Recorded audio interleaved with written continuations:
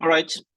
Good evening, everyone. Good evening, colleagues, from wherever you are joining from. I heartily welcome you to this evening's seminar series, science seminar series of the African Science Frontiers Initiatives. This is the 8th edition of our program for this year. So I am very happy to see you joining us. I believe that our discussions will be quite enlightening, so please stay tuned as we go through it. As usual, please use the chat box to introduce yourself, tell us from where you're coming from, and of course, other information you want us to have. People usually connect in forums like this, so please make use of the chat box and tell us who you are and where you're joining us from. All right, we have a very topical issue to discuss today, and depending on your level of career and your research in academia, you would have gone through this experience we'll be talking about today. It's an essential experience and has lots of application for us. So our panelists, members of the panelists are ready, and I hope that we will have very interesting conversation. All right, I have my colleague, co-convener of this platform, Dr. Eman Sob. Eman, you can say a few words, then I will kickstart. Thanks, Brian. Welcome, everyone.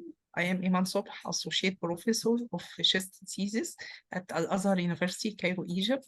I am the Director of Science and Communication of African Science Frontier Initiatives.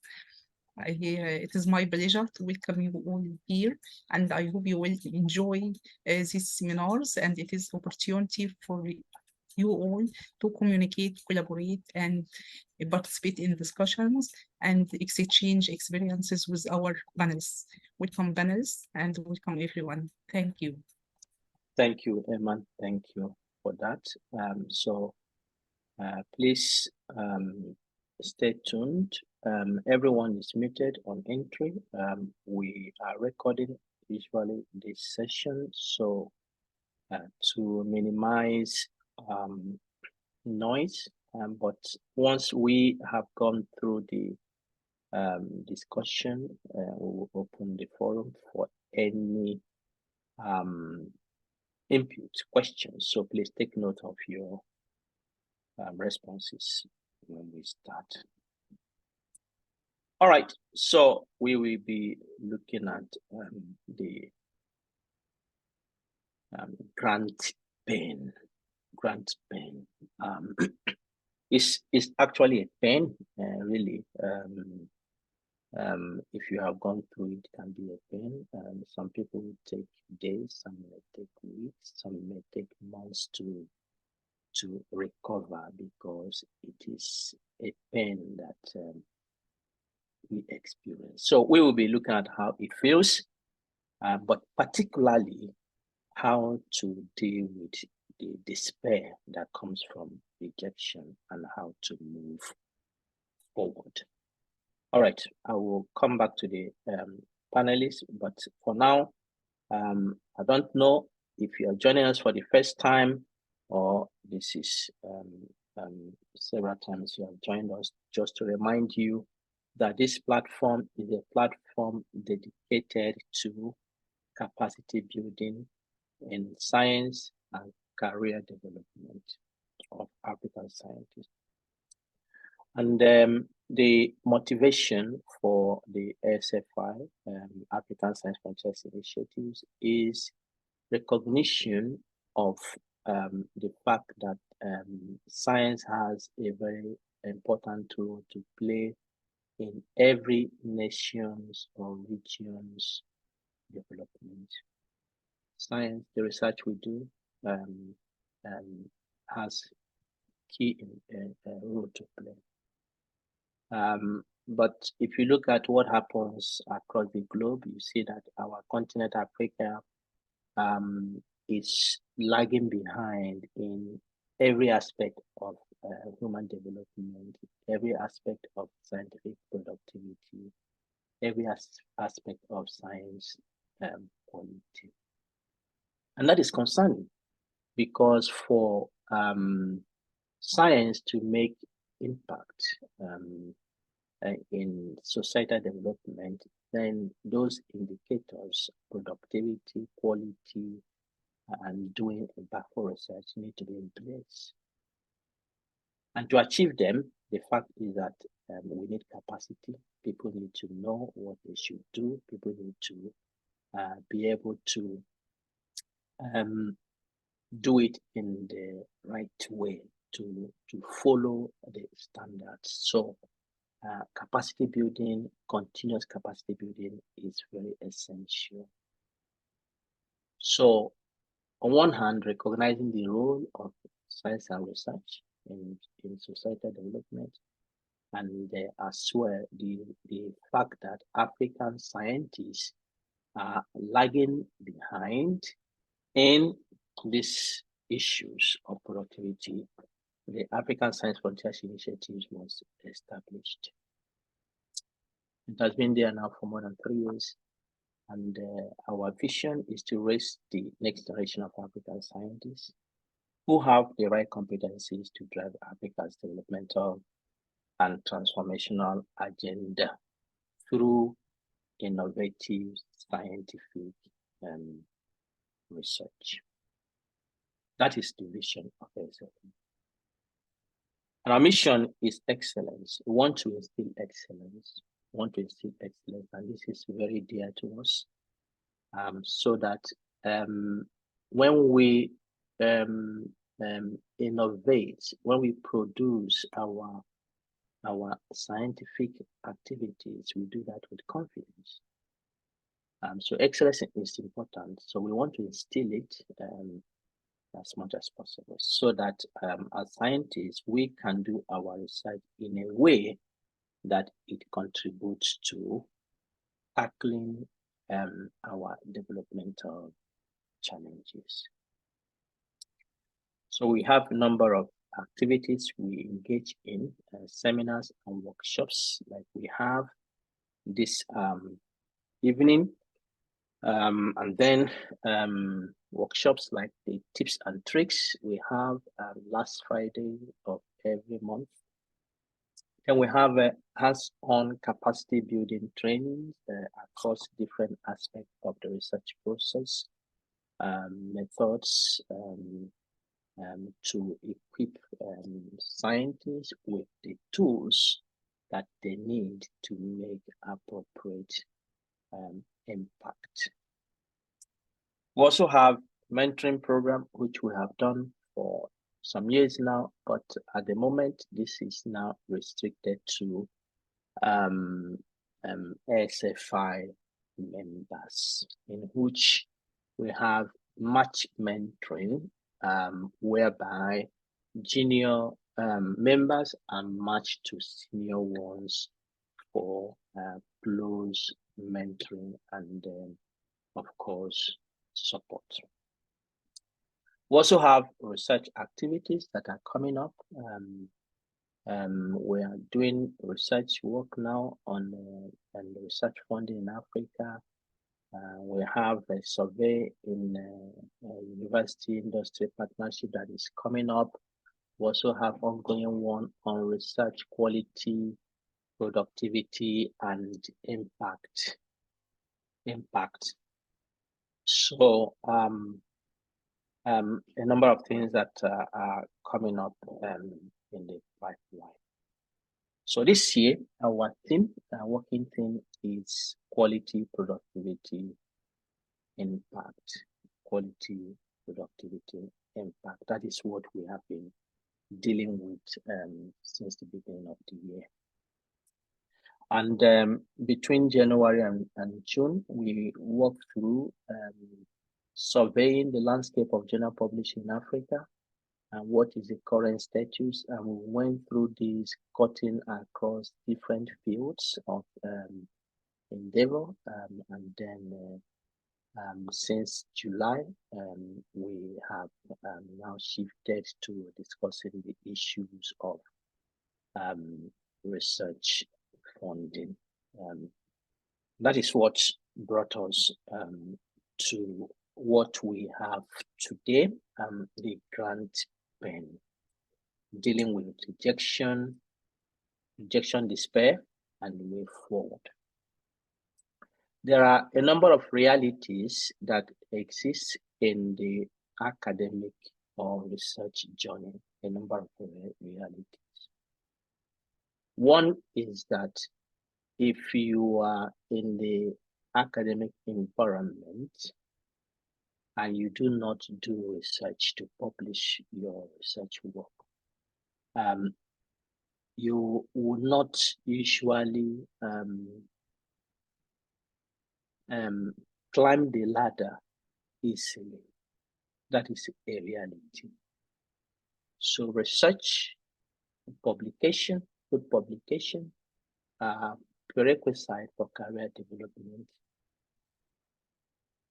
I don't know if there is any institution where that is not so. Of course, many institutions employ people for teaching roles, but even at that, even if research is silent, there is an inherent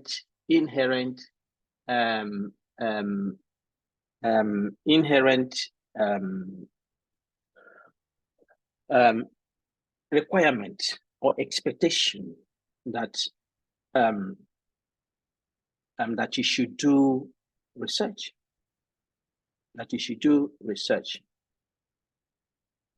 All right, and so if you go to the promotion table, one of the things they'll be looking at for is not primarily how many students you have taught, how many courses you have taught, but in addition to that, they would like to know how much research you are doing, even though they have not employed you for research. That is a reality. And you may ask me, why is that so? Well, I don't have the answer at hand, but I tell you, it's your reality. And now, to do research is cost money. That can be expensive, really. Unfortunately, there is lack of funding across board in many places. And that has led many Africans to use their personal funds, their meager salary to fund their research. That is under reality. But whether you use your personal funds or you get funding from funding agencies to run your research, you must spend money to do research. All right. And that is one of the things that we say there is no free lunch in Freetown. No, you have to spend money. Now, if your expectation of money is from funding agencies, one other reality that is there is that when you apply for funding, you would, if you look at cumulatively your career, you would fail more than you succeed. You will fail more than you succeed. For me, I would say the grant applications I have submitted over the years, if I estimate, is around 40% of the time I have succeeded. So failure, rejection, non-success are realities in grant writing? Well, we can spend time to talk about the reasons for that. Of course, we'll have a course on grant writing that is coming up, and perhaps I will invite you, if you have not attended that course, I invite you to show up. We can go through the strategies for failure and strategies for success. But just to let you know, it's a reality that we face.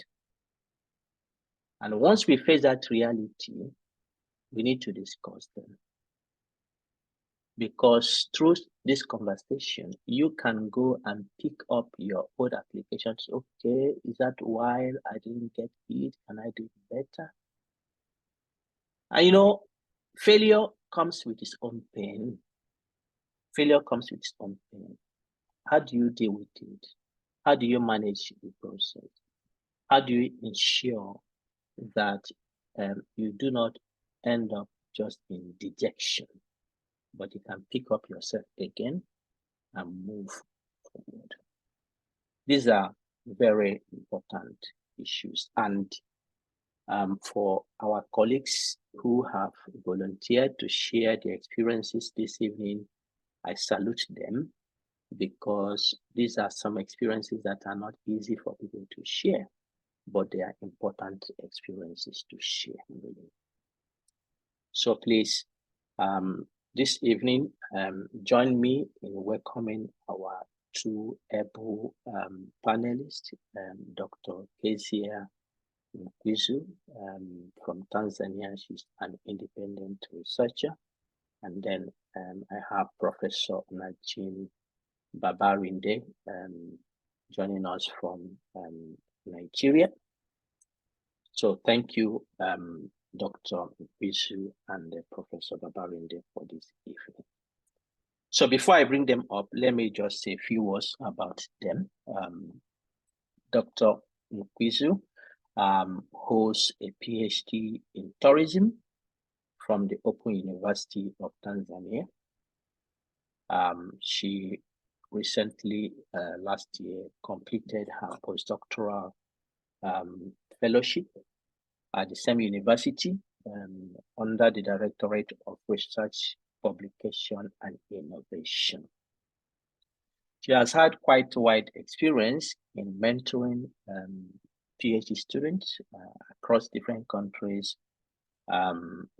including her country, Tanzania, to Botswana, to Ethiopia, to Kenya, Liberia, Nigeria, Uganda, and the US. Her core research interests are in advertising and tourist experiences in tourism, but she has had numerous collaborations that reach to fields like marketing, business management, education, economics, geography, ICT, and finance. During her career so far, she has participated in a number of local and international conferences as a delegate, as a participant, a presenter, keynote speaker, and she has moderated a number of conference sessions. And in those forums, she has submitted and presented various abstracts. She's an author of several journal papers and book chapters. And she's one of the editors and is a coordinator and a contributor to the book called Contemporary Issues in Tourism, Implications for Eastern and Southern Africa. The book is currently available on Amazon, and you can check it out there. She's an independent researcher, trainer, and consultant currently. So welcome, Dr. Mkwizu. And then I move over to Professor Najim Babarinde. He's a professor of biophysical chemistry from Olabisi Onabanjo University in Ogun State, Southwest Nigeria. He holds a master's and a doctoral degrees in biophysical chemistry, both from the University of Ibadan, the premier university of Nigeria. He has served as head of department at his current institution, and he is currently the director of academic planning at the university. He has served as a visiting lecturer at several universities within Nigeria and abroad. He is an honorary fellow of the Australian Institute of High Energetic Materials.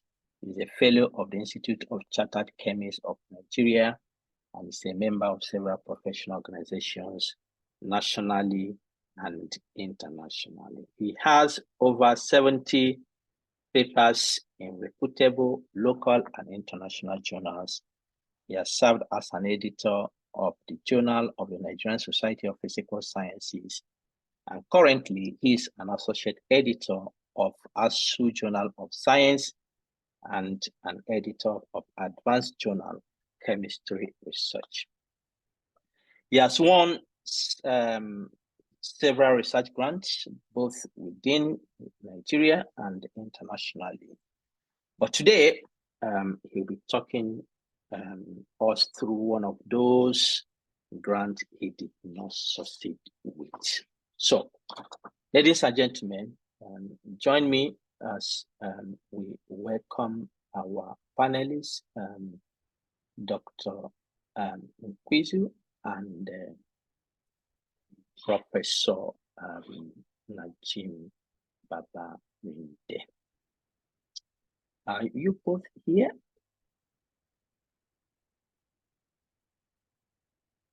Are you both here now? Can we see you? All right. Okay. So, ladies and gentlemen, we will kick off, and I invite you, please, if you want to contribute, just make note of your contribution. Once we finish the panel discussion, we will open up the forum. All right, let me start with you, Dr. Nkwizu. I want to ask you to tell us this grant you want to share with us today. Can you let us know more about it? What year was it? What funding agency? For what purpose? And I will come back to you later with other questions. But just tell us a little bit about this grant you were projected. Okay, thank you very much, Dr. Bright, and thank you so much for this platform to be able to share some of the experiences. And yes, as you pointed out earlier, it's not easy to talk about grant rejection, but in all honesty, rejection does happen, and when it happens, it requires individuals to share experiences so that at least it can guide other scholars, especially young scholars, to be able to know that rejection is there. Rejection happens. And in my case is that I've never looked for grants. When I was doing my PhD, it was self-funded. When I did my postdoctoral, it's self-funded. And I now ventured into the world of grant application. So I said, let me try and see how it feels like, because I've heard the word grant rejection. So I applied to 2 grants. This is this year, actually. And it was particularly 2 of them. And the experience is that in one of them that I had applied, there was totally no feedback in terms of acknowledging the application.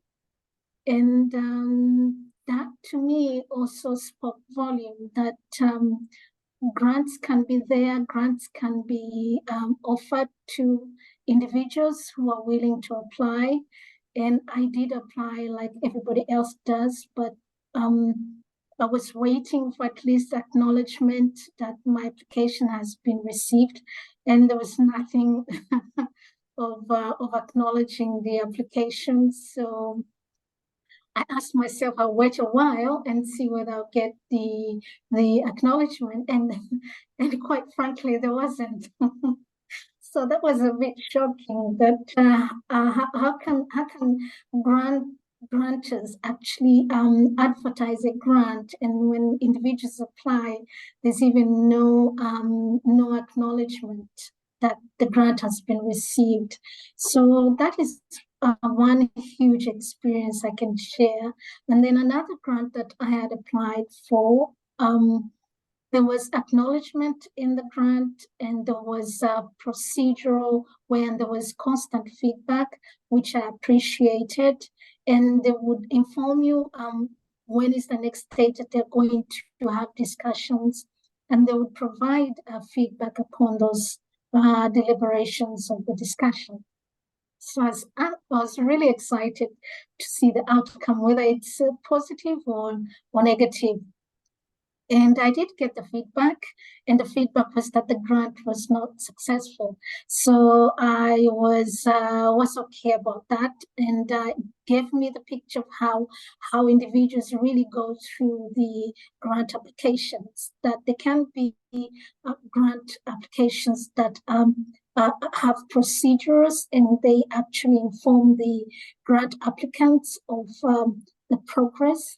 And there are those that absolutely don't. And you can apply and you wait there, and sometimes for the first time where there was no actually receipt or anything. So later on I had to call and even ask, did you ever receive the application I made? And they advised that they did, and that there was an extension, and for that I did not know.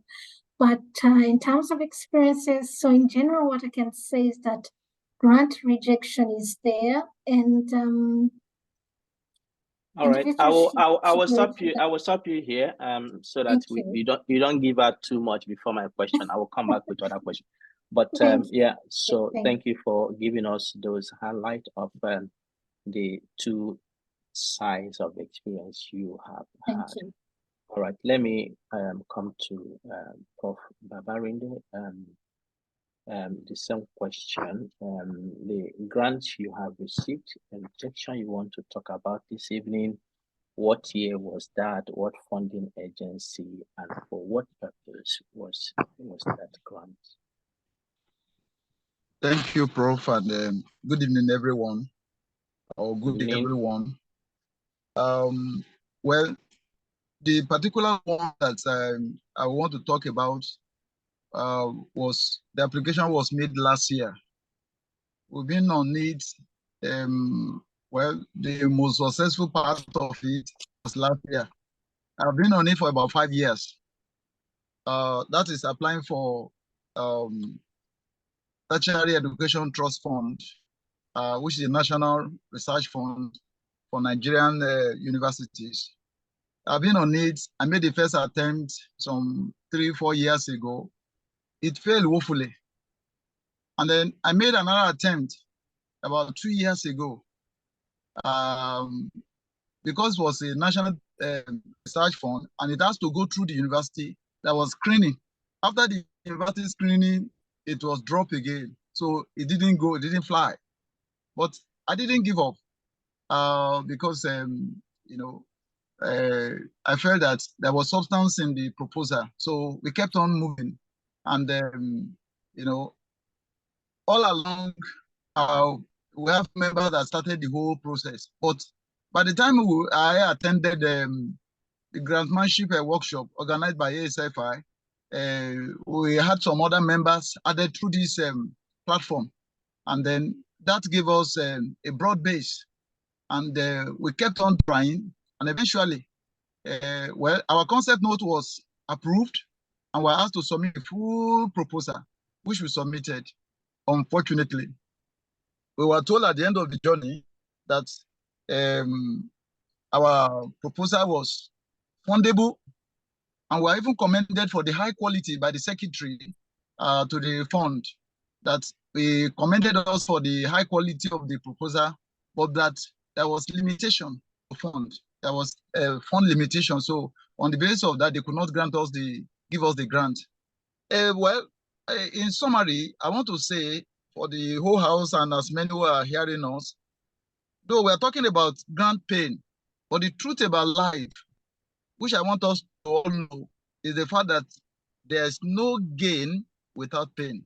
Anything we do in life. So that was what pushed us on. And even though we had these obstacles, I still believe that with the report that we have, that is a fundable thing and there is a high quality thing, we have not given up and we are still going to push forward. I've even made attempt to submit at another attempt and then even to submit to other bodies, funding agencies for possible support. That is how far we have gone, sir. All right, thank you, Prof. Thank you for that. It's really great to see that for 5 years you have been trying one that is really commendable. And I think it was a good point where you say there is no gain without pain in life generally. That is a very good perspective. All right, let me start with you on the next question. Prof, how important, even though you didn't get this grant, but how important was it for you to get this grant? Did you see it as a do or die affair or make or break adventure for you in your career to get this grant? Well, it's not do or die, but it was an adventure because we needed the grants to boost our work and then to relate and get some good research done. So it was an adventure, and we hope that if we get it, it will give us a lot of opportunities, and it will lead to advancement of our professions as individual members of the group. So we're not giving up because giving up will mean that all the effort we have put into it will amount to a waste. We have really spent a lot of time and energy, to put things together. So we cannot give up because there's substance in what we have. All right. Thank you, Prof. Let me come to you, Dr. Nkwizu. This rejection you received, how did you take it? I mean, receiving that email, I don't know if you got email or later in the post or they called you and they informed you that we are sorry on this occasion, we are not successful. I mean, looking at it in the site, how did it come to you? Yes, thank you very much, Dr. Bright. The response was by email. And it was information that the grant application was not successful, but there was also an invitation to try again. So at least there was there was a rejection, but there was also a possibility for reapplication some other time if I am still interested. But having not gotten it the first time, the intention was once I had gotten the grant, it was also to share with other young researchers, because when you get a grant, the intention was that once you get the grant, the research will be conducted, but it will now invite other assistants. When you do research, there's always a research assistant that you can include in your project. So they also would have benefited in a way that they would have been in a research that is not just by one researcher, but also other researchers. Yeah, so yeah, but if I caught you there, sorry, Dr. Nkwizu. Yes. I mean, we have different responses or reactions when we get news like this. I just really want to dig deeper there. Did you cry? Did you miss your lunch or dinner? Did you go to bed earlier than you used to? No. Did you? So Yes. how did it come to you? Was it shocking? Were you expecting disappointment, or were you prepared for any type of answer? Yes, I was prepared for any type of answer, but the initial feeling was, I was excited that I'm applying, and because of the feedback and I was really excited that if I get that, then it will be an opportunity for me to engage other researchers. So yes, I was a little bit down, but that did not make me, like collapse or something like that. No, I didn't collapse. Not at all, right? But of course, it was a sad feeling because research in Africa is really needed. And when you get grants, it means that you are engaging in a research that not only you are going to be the beneficiary, but it is the whole research community out there within your country and also beyond your country. And African research. All right, thank you very much. Okay, Prof. Babarinde, let me ask this one question. I mean, you applied the first time, second time, third time, fourth time, fifth time. You keep applying, and you're getting this. I mean, the last one you had, yeah, that was really great. Third fund grant is quite very competitive. So for you to reach a point where you got that your research is fundable, but we do not have sufficient money to fund everyone. But the times you were receiving this rejection, how was it coming to you? Really, what was your response? What was your emotion? What were your thoughts about this rejection? It wasn't well. There's no way one will not be one will not feel bad, so that the thing was not sailing through.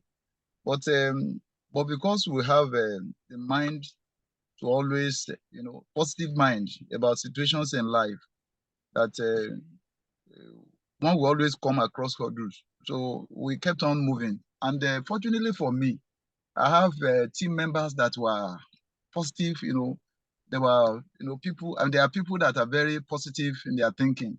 They are not pessimistic, and, each time we had any challenge, they will tell us, let's go and repackage ourselves. Let's go and repackage ourselves. In fact, the last one we got, I felt so bad for the members that with all the effort we are putting at this last stage, we still miss the thing again. So I was trying to encourage them on our platform. In fact, rather than getting the encourage, they were the one encouraging me that I should not give up. So they encouraged me and told me that I should not mind. We should keep on trying, and then until we get it. So really, it's somehow disappointing to see how much effort one has put into it without getting any result. But we are not giving up. We are not giving up. Yeah. So how did the disappointment happen to you? I mean, did you feel lack of motivation to teach or to work during the day? No. How long did it take you to come over yourself again? For instance, the last stage of the full proposal that we asked to submit, for 2 days, I didn't sleep up to 3 hours. For 48 hours, I didn't sleep up to 2 hours, because when the information was sent to me, I missed the information. I didn't get it in time in my inbox. I didn't know. It was the last, almost towards the end of the deadline, that I got to know that the thing has been sent to me. So I had to go and stay on the net for almost 48 hours, non-sleep, non-stop, working, and then to make sure that I met the deadline. And eventually we got it, and then we beat the deadline. But with that kind of pain and the stress, because we didn't put much into it, not sleeping for about 48 hours, it was really painful to hear that with all this pain, the thing failed at the last leg. So, but that's not a problem. We still believe that there is hope, especially with the reports that we had from the third fund, that it is fundable, and then number two, that is a very high quality thing. So, so with that one, believe that there's still hope for us. All right. Okay, let me come back to you, Dr. Nkwizu. So did you take some time to come back to yourself, to adjust yourself? Or you just moved, read the letter, you put it aside, and then you continue on what you're doing? Or how long did it take you to come to reality? So what were your strategies to actually make these adjustments? Yes, thank you very much, Dr. Bright. The adjustment came because it was a research that I had wanted to do for a long time. And after getting the rejection, of course, there's that realization that now you need to work on plan B, because the rejection is there. It's not going to go miraculously away. And the next step is that actually it's to go self-funding. So that is the option that has been put on the table. So self-funding will be the way to go, because it's possible to self-fund research. You can do research in stages and do it in portions, but as long as it is something that you still have the intent to do, you can continue. So yes, as much as there was rejection, but there's always the need to put plan B.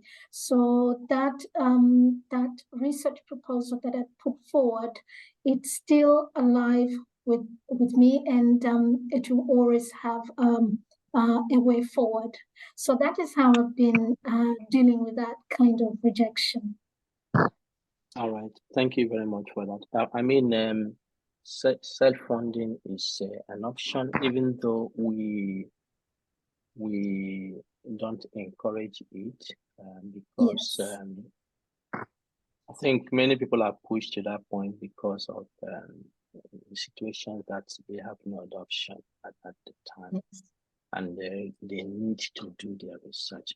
But in the scientific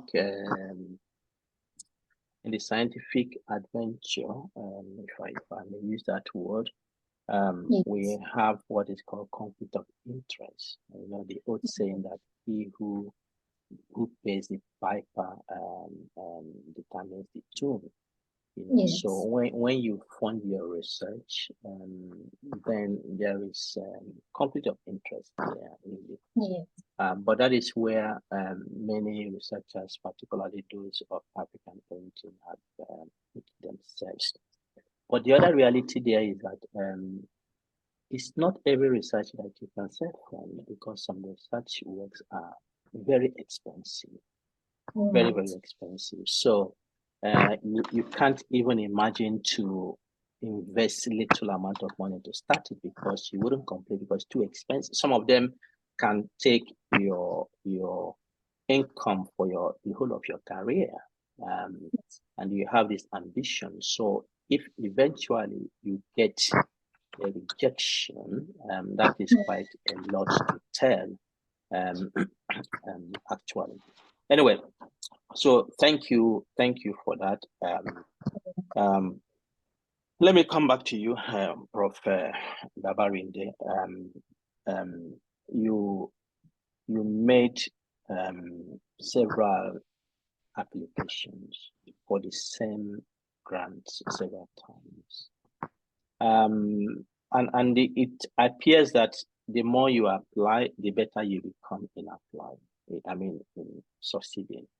Until the last one you made, that you passed through the concept note stage, then you went to the full application, and then you were informed that you almost got it, but we do not have sufficient fund to fund everything.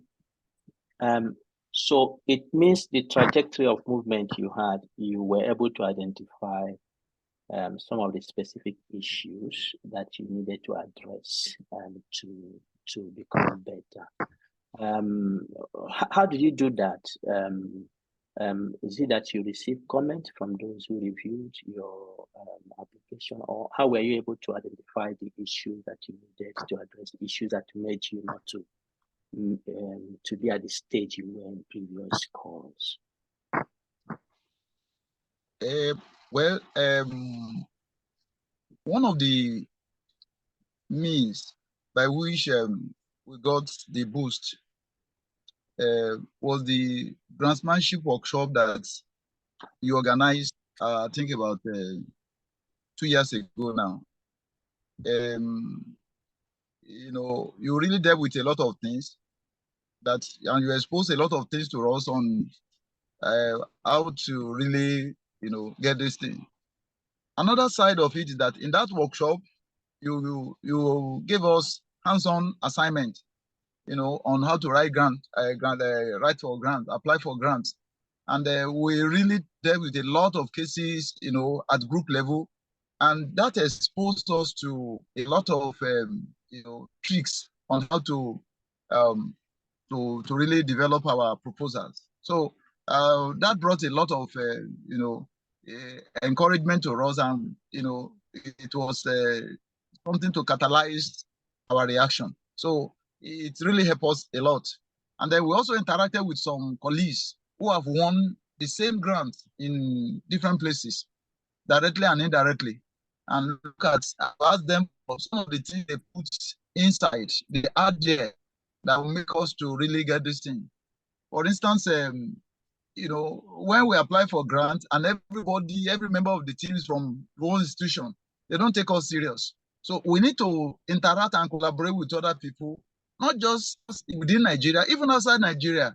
So when they say broad-based research proposal that involve a lot of people and multidisciplinary, it really enhances the chance of getting the thing. So these are some of the things that we put in that improve our chance over the year.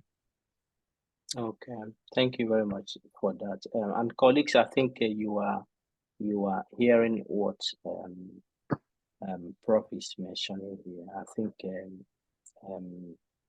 three things that are crucial you mentioned. One of them is that training is important. Having us training on how to actually write grants. I will come back to that later on to ask him how it came through for him. But the other thing he mentioned is having interaction with those who have gone to succeed with this call. That is very important, okay? Because for them to succeed, there is something they did good. The reviewers, the committees, or the funders liked. So it's good to have such conversations with them. Sometimes they may be willing to even share the application with you so that you can see what they have done. So please try to utilize those opportunities. And finally, he talked about collaboration, national and international collaboration. And that is one of the things, if you come to the course, we touch some of these issues. Really, rarely, I mean, there are some grants, we call them fellowship grants, that may be just targeting one person for particularly career development. But most other project grants are not one-man show. One of the boxes the funders will want to tick is, who is doing this? Who are you doing this with? Who are they? Where are they from? What are they known for? So collaboration is very crucial, very crucial.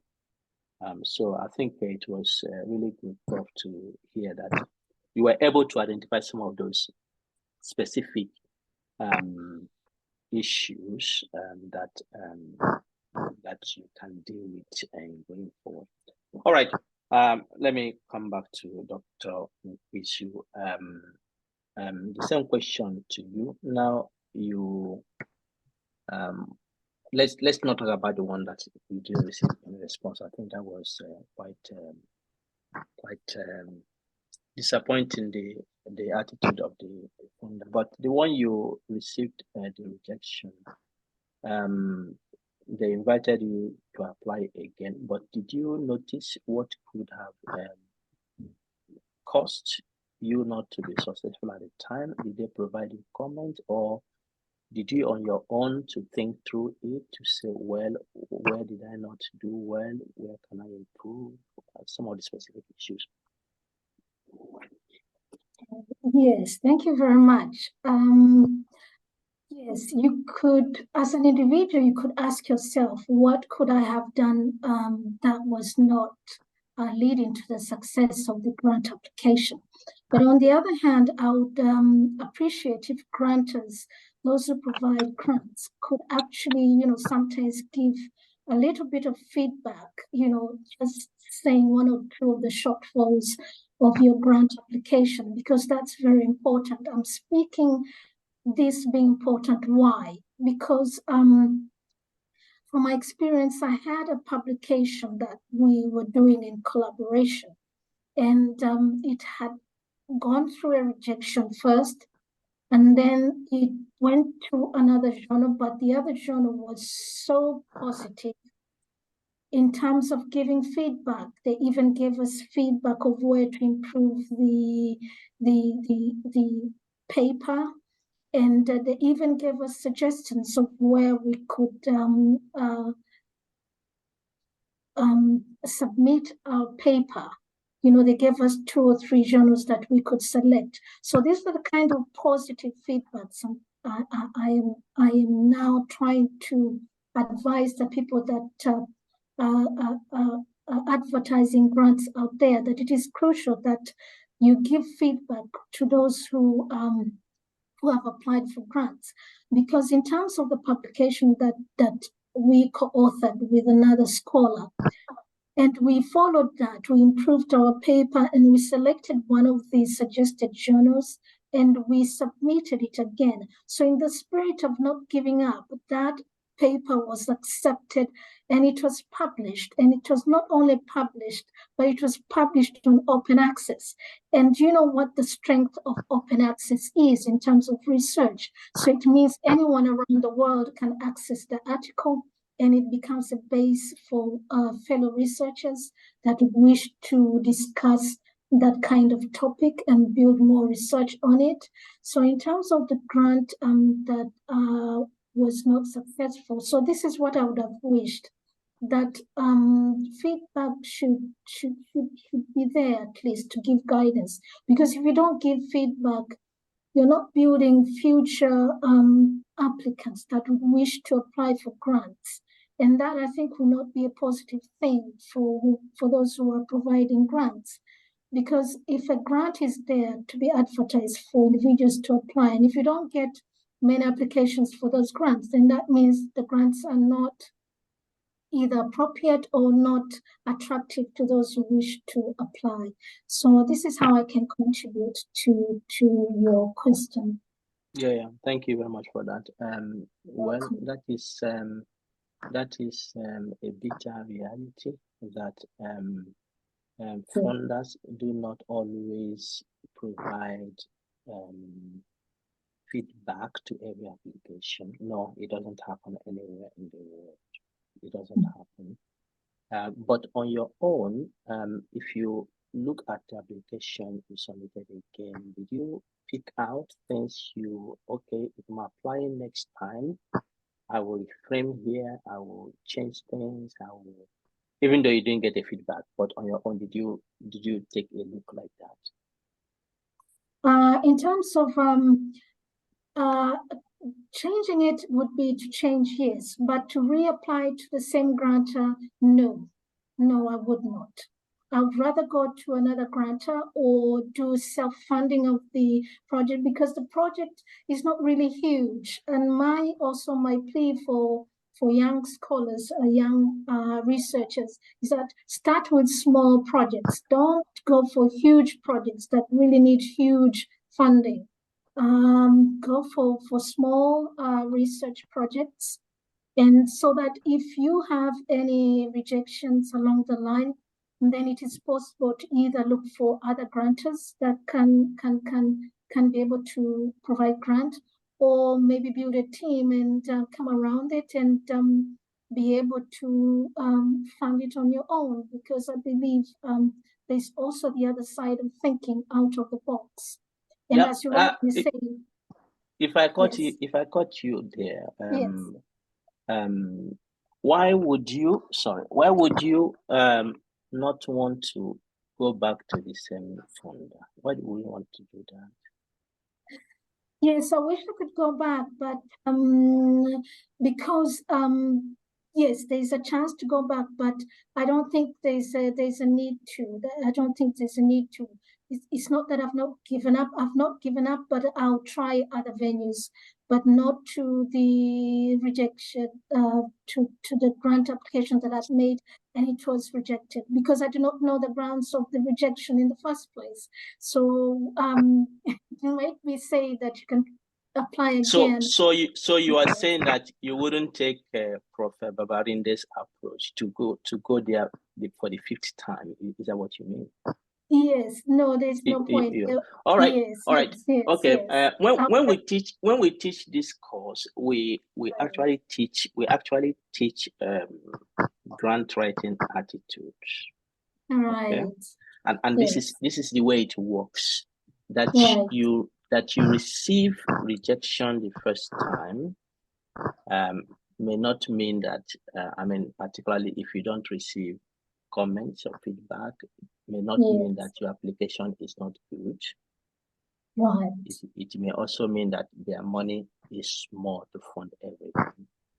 Right. And so some funders, what they do is that, okay, this person applied last year, they take note, he applied this year again. Okay, since he didn't get last time, we can consider him now.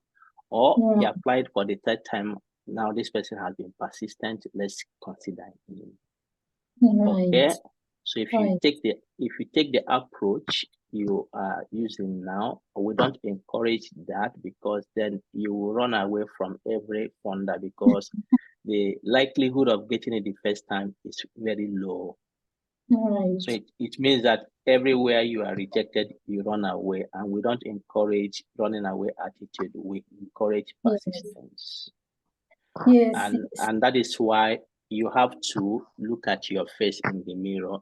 What I submitted this year, what could have made me not to get it? What can I improve? Okay, and what I'm saying here is for everyone, because that is the way it works in reality. And what Prof. Babarinde has done is that he broke the horse's back because he was persistent and taking cue of some of the strategies. Sorry, I will use this example. In the Bible, there was a story told of this woman who continued to disturb the king, until he said, well, if I don't give her what she wants, she will bother me so much. So let me just give her her request. So that is what happens also in the grant, because this is issue of money. So this researcher has been, persistent. It also gives the funders appreciation that you really want to do this research, and so even if we don't give you everything you have requested, we can give her some support and so that she can start something. All right. You have to know that in the funding landscape, one of the problems is that the funds are always limited, very much limited. And you can see Prof. Babarinde, he got to the peak. They said your research, your grant is fundable, but we do not have sufficient money. Next time, that is actually good news for him, because in his application, he could now argue that last year we did not receive grant because there was limited money. You understand? And the funders will look at what you have. Last year we got this application. Why don't we consider it this year? So don't run away. Don't run away. Go back there. Go back there the second time. But before you go back, take the application and look at it yourself again. Maybe 6 months ago you did that. If you look at it, you see it with fresh eyes. and then you can see things you can tweak, you can improve. All right. So just to add that. All right. Prof. Babarinde, let me come back to you. Now, we have many people who are on this platform who are coming up in their scientific career. Some of them are already applying. Some may be applying later on in the future. So far, you have received this rejection. Have you noticed any setback in terms of your project, in terms of your career, having not received the funding you required for this project? Any setback you have noticed? Ordinarily, without the grant, every scientist should just be involved, is supposed to be involved in research. It should be part of our life, truly. So even though that one is not available yet, we are still doing the little we can do with the meager resources and the available resources we have. So one should not be discouraged with such things. We should still keep on doing what we are doing, because we cannot afford to be stagnant. We should just keep on doing whatever we can do for now. So what we're able to do on our own side, we are still doing our individual works and the little we can do.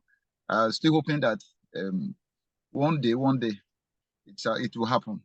So individually, we are still doing our individual works and researches.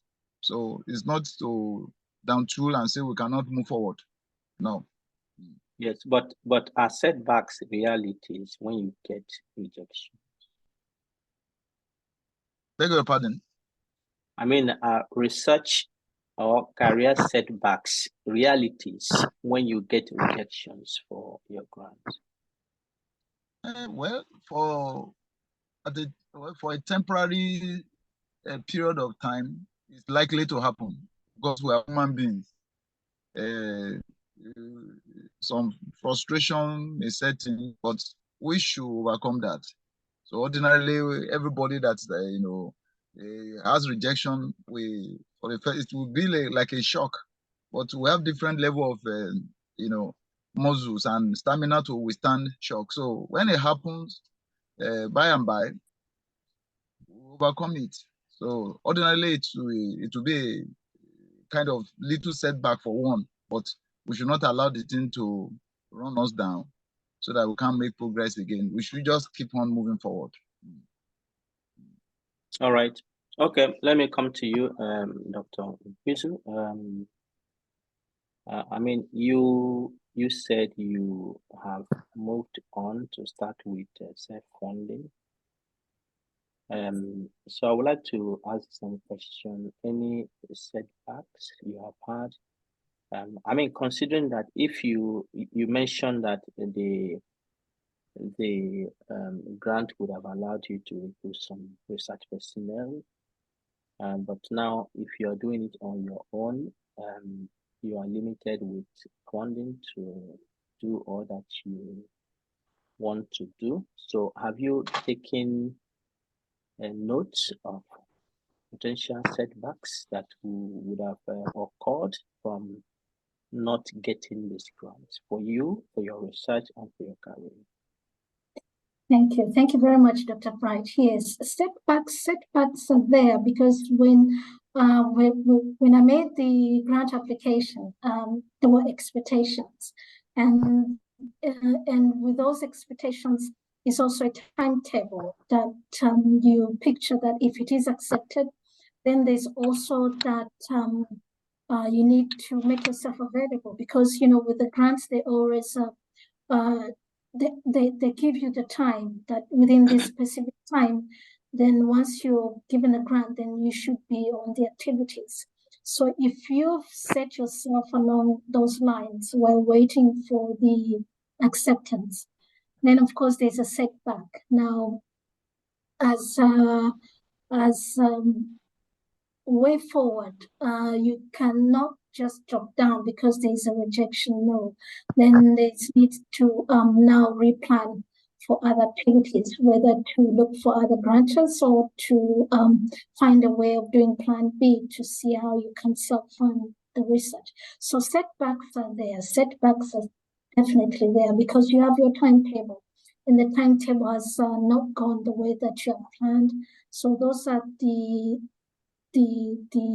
setbacks I can think about. It's about the time that you also put in writing the proposal for that grant, and because that is already a time gone. But in order to ensure that that time is not wasted, then with the rejection that's there, you can do a Plan B so that becomes more viable for the individual. You know, it's a way to correct the setback. I can say that it's a way of correcting the setback.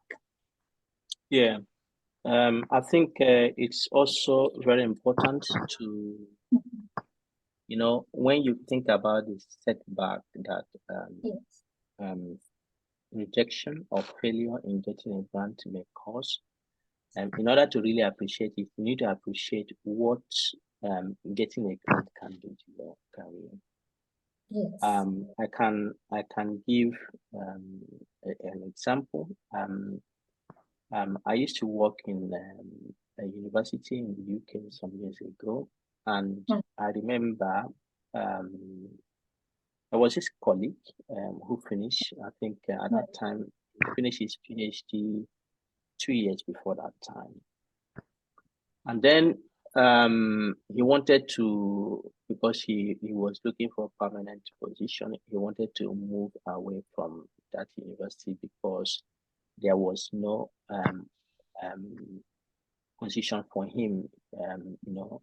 So he wanted to go to another place, and he had applied, they had given him the recommendation, and actually he got the position in the other university.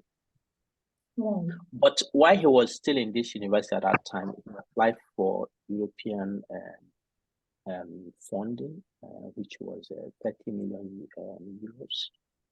And so at the time he has concluded plan to leave to go to the university, the grant was announced and it got 30 million euros. All right. And because he got 30 million euros, he can move to anywhere he wants to go with that money. So the university he was leaving now said, we have position for you permanent. Okay. Not just position permanent, we will give you professorship the next year if you stay with us. Okay. so you understand what I mean? You understand what I mean there? So the benefit having grant can do to you will give you an idea of the setback that not getting a grant may cause. So if he had not had that grant, he will go and have permanent position in another university, and it may take him 5 years, 8 years, 10 years to get a professorship. But because he got this grant, university, because when you get a grant here, the university has overheads, the university gets lots of accolades from that. University is in the radar that this university got this grant. And so because he got that grant, they gave him permanent position and gave him personal chair the next year. And there were many colleagues who have been in the line to get their professorship for many years in that institution. They were astonished that this guy who finished how many years ago got. So you see, money in research is a very powerful negotiating tool. All right. So if he doesn't get that money, you can see what his career trajectory would have been. So if you don't get grant, there is huge setback that can come depending on where you are working actually. And those who get money into the system, their career is noticeably very smooth. Mm. Very smooth. As far as they are getting one, the university will give them whatever they want. I mean, symbolically, actually. But I mean, if they apply for position, it's very easy to be promoted. It's very easy to if you want to have exchange, if you want to, because you have the money speaks. All right. So I mean, this is for everyone here, just to let you know what getting grant can do for you. And of course, many of the other things we can discuss them if you're attending the grant writing course ASFI is organizing, so that you can see how you can improve your chances. All right, let me come back to Prof. Babarinde. Now you have reached a level where I think that is the next best level in the grant application to that fund. Do you think there are things you would do better now if you apply again? Surely there's always room for improvement. So I've learned a lot, and then so I know that if I'm given another chance now, I will do some things better. Yes. Okay. Surely. All right. Yeah, and that is very important. I had a colleague. I was privileged where I did my PhD. We had what is called doctoral positions, and these positions are competitive positions. You have to apply for them, and then you'll be the position earns you a staff of the university, because the university is like a salary the university pays. So at the time I was applying for that position, I had another colleague who has been in the system for some time, and he didn't want to apply. So when I was interacting with him, he said, "Bright, I have applied to this thing for 3 times now. These kinds don't like my face, so I am not applying anymore." And he didn't actually apply because his assumption was that the people were biased, so they would not give him the grant. But honestly, that is not the way it works. If you receive rejection 1 year, it's always good to take a look to see what has caused your rejection, where you can improve next time, because the funders have looked at the application. They will have an idea when they see the same application next time that this application was submitted before.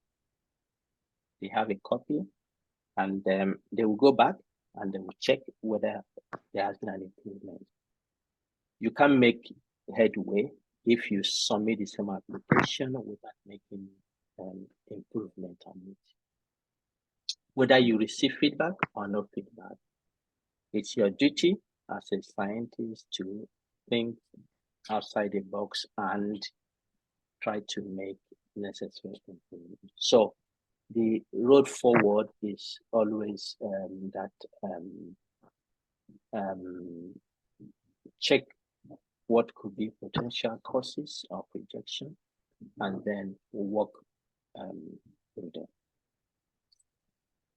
All right. I think that is important. Now, let me ask you, Dr. Nkwizu, now, having had this rejection, and then you are planning to submit again, perhaps to another funder, which is not, I mean, you can submit to another funder, but I encourage you to submit to the same funder you were rejected.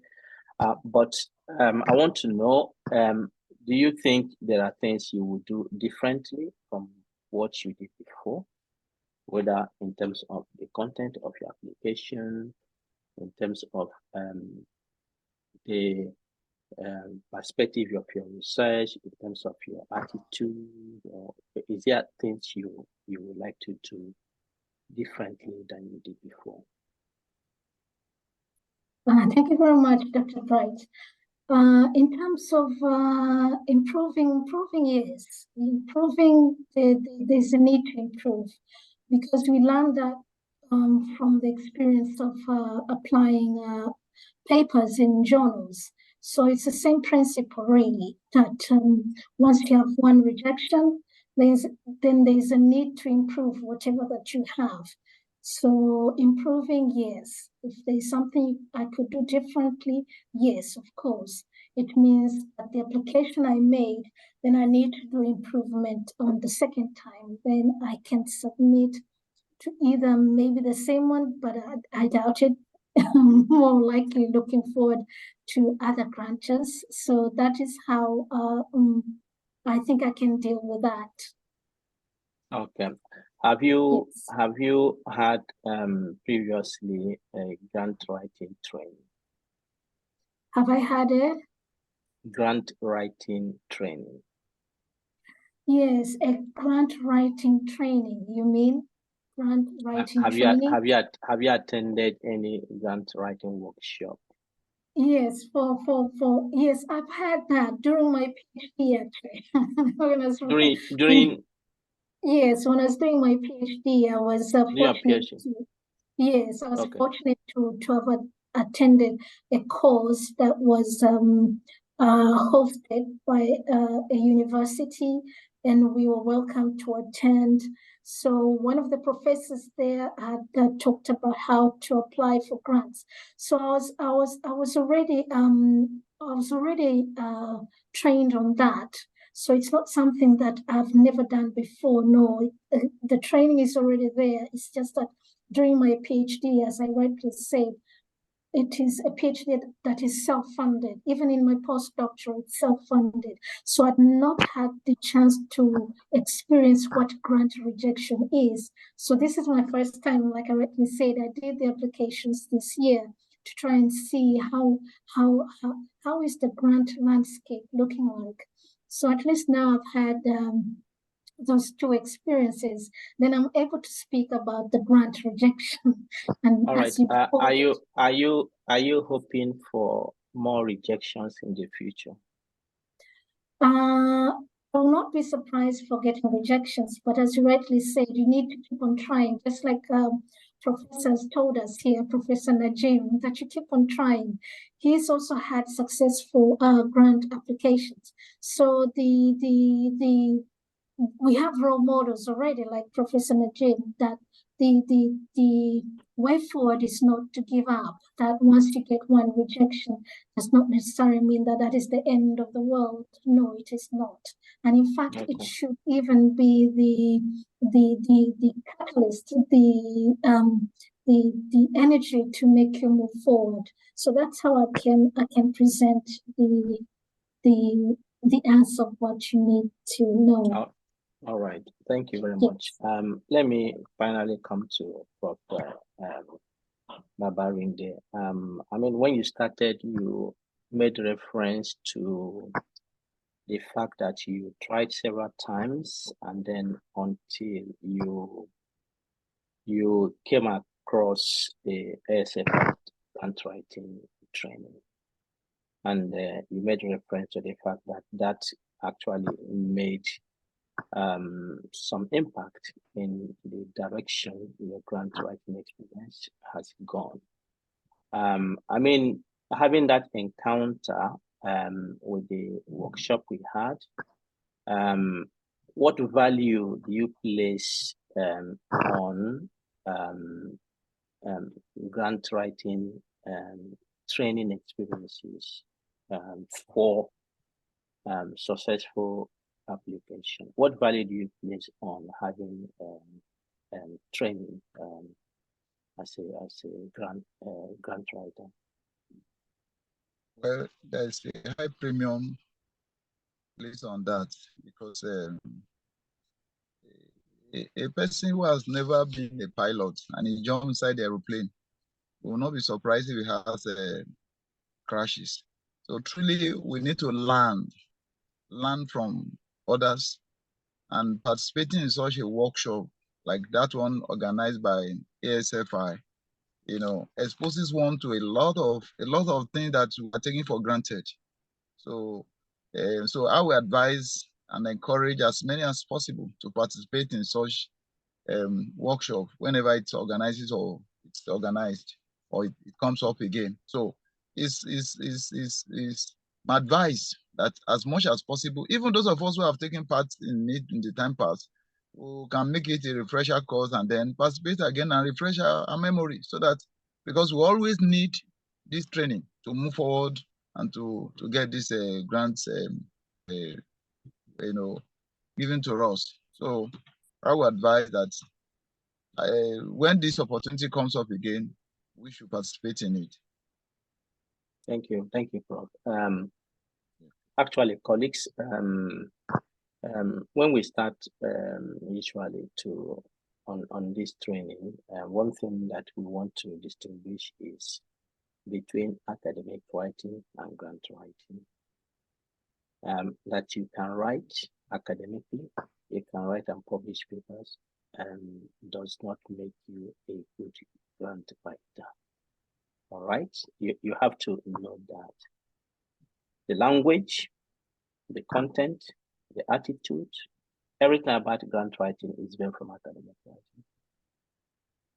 And so to be successful, you need to have those tools.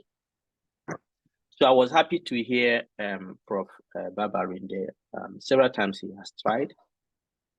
He has not even crossed the concept note stage, but after the training, he did not only cross that, but he got to almost getting it just for the limit of funding.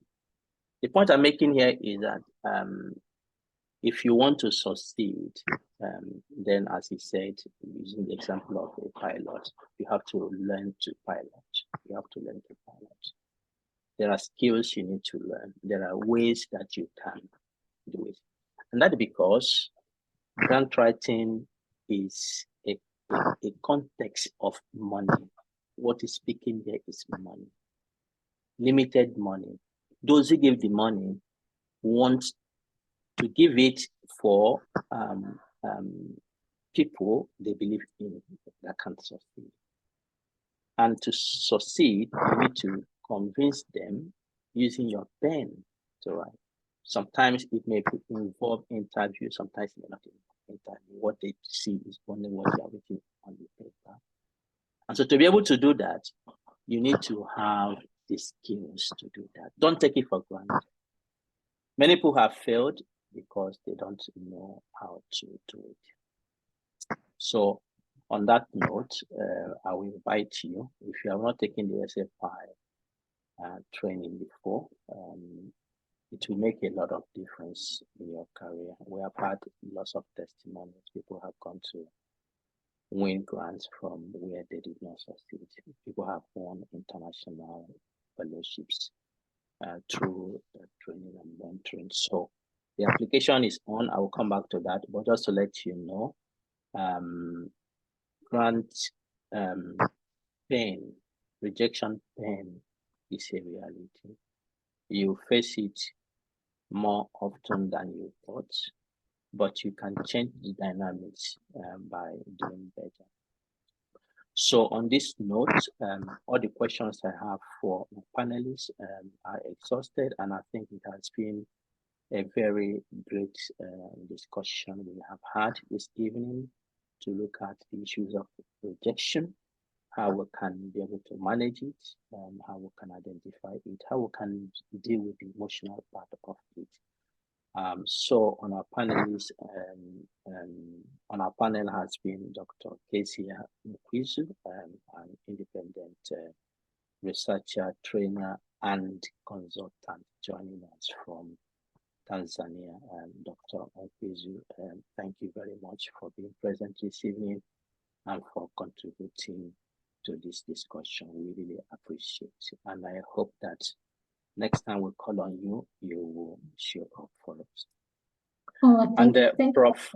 Yes, Prof. Najim Babarinde has always been a friend of the house, and he has been participating in our programs, and whenever we call on him, he's always willing to come. And you can see that it's not easy to show up to say that, oh, I was rejected, but he took it upon him that he will share his experience. So we are really grateful. Prof, thank you for coming this evening, and we appreciate it so much. Thank you, everyone. Yes, so ladies and gentlemen, that is where we come to the panel discussion. But if you have questions, if you have thoughts, if you have experiences, if you have contribution, please just raise your hand and I will give you opportunities to us.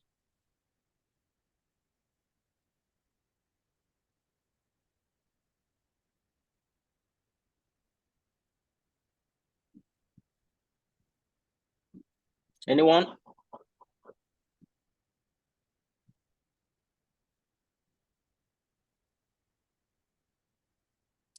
All right, I'm not seeing any hand. All right, so let me make mine. All right, okay, Eman, please. The floor is yours. Thanks, Bright, and thanks, panelists, for sharing their experiences. I would like to ask participants to participate in ASFI research funding survey. I posted the link here. This is an opportunity to understand and evaluate the research funding opportunities and landscape in Africa. Thanks. All right, thank you, Eman, for that. Okay, so let me finish up so that you can go. Okay, so the 9th edition of the Science Seminar Series is coming up on the 24th, I think 24th of September, 24th of September, I think that is right. Yeah, 24th of September. Who funds your research and projects? Exploring the landscape of research funders in Africa. Many of the challenges people have is to identify funders of their research. That is one of the key challenges people may have. So our own Dr. Eman Sob will be showcasing the places you can find you can apply for funding. You can apply for funding. So we believe that this is going to be a very important session that will provide you the toolbox you need to identify who funds what kind of research in Africa. So please join us on the 24th of September. Invite your colleagues. Let's go through this session.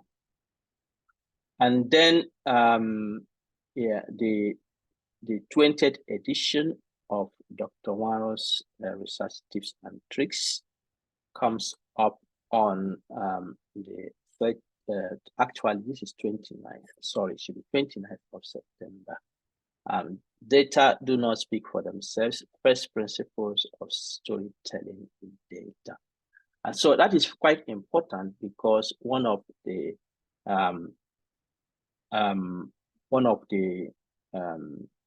challenges people may have is actually to and make sense of the data analysis they have done. How do they cap a story from it? How do they tell a story that is meaningful? So please join us on the next research tips and tricks.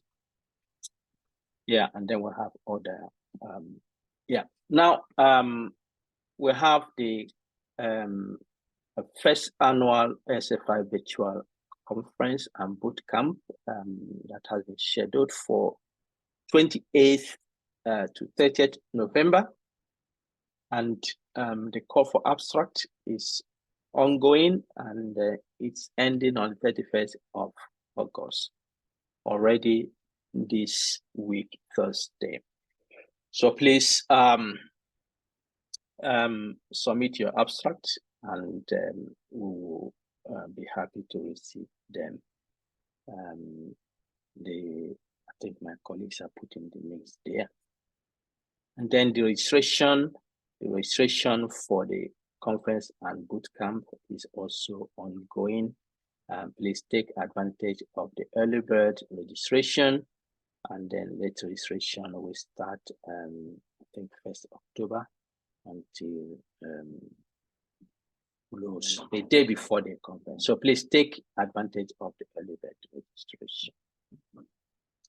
And then the conference is kicking off in the plans, and we have a showcase of the keynote speakers who will be gracing this important event.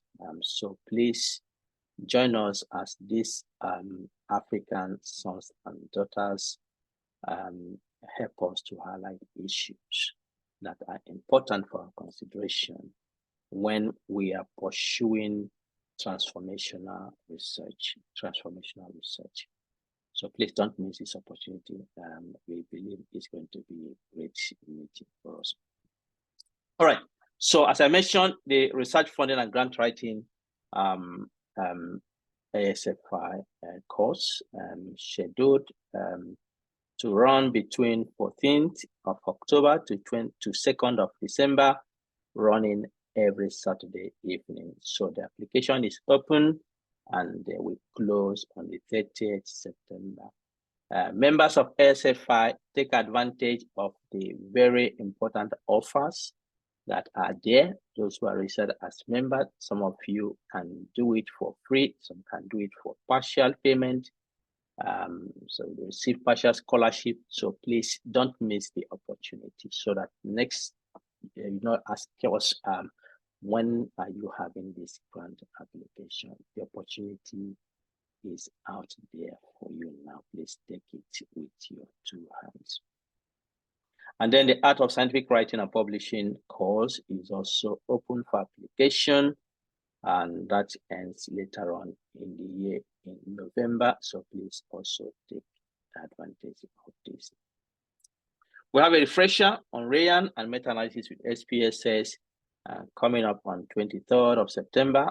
The registration is ongoing. Please do register if you want to have a refresher about these issues. Registration ends 31st of August. So please do and join us. And then we have causality through the lenses of Bradford Hill. This is coming up on the 9th of September. Please do register and join us if you are interested in this. All right, so this is the end of our presentation today. So ladies and gentlemen, thank you for coming, and I hope that you will have a very wonderful week. The mic is open. You can make your voice known now, but otherwise, thank you very much for attending. Thank you very much for the invitation. Thank you, Prof. Thank you. Thank you, Prof. Thank you. Thank you so much. Thank you, Prof. Thank you. Thanks so much, Prof. Thank you, Prof. And thank you, the panelists. Thank you. Thank you all for sharing. Thank you. Thank you to the panelists. Thank you, everybody. Thank you. Wish you the best. Bye. See you All on right. top. Bye. Thank you. Thank you very much. That's June. Thank you. Thank you. Doctor. Thank you. Thank you.